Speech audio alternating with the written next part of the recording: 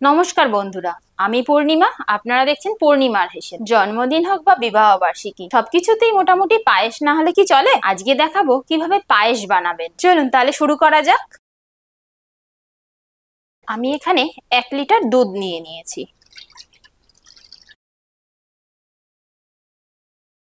এটা গরুর দুধ আছে, আপনারা চাইলে আমুলের প্যাকেট দুধও নিতে পারেন। আমি এখানে গোটা এলাচ কয়েকটা চিড়ে দিয়েছি।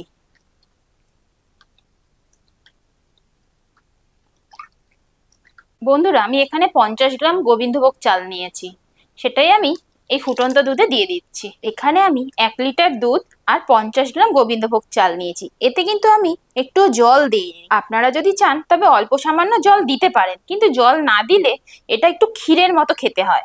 এর মধ্যে আমি একটু ভিজিয়ে রাখা কাজু কিশমিশ দিয়ে দিচ্ছি। দেখুন বন্ধুরা, এটা আস্তে আস্তে দুধটা পুরো মরে গিয়ে পুরো ঘন হয়ে গেছে।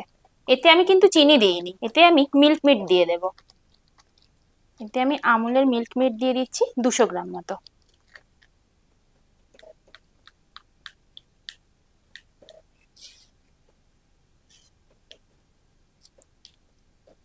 এবার বন্ধুরা আমি নামিয়ে নিচ্ছি। দেখুন পায়েসটা কত ঘন হয়েছে, একদম ক্ষীরের মতন হয়েছে। আজকের রেসিপিটা ভালো লাগলে আমাকে কমেন্ট করে জানাবেন আর সাবস্ক্রাইব করতে ভুলবেন না।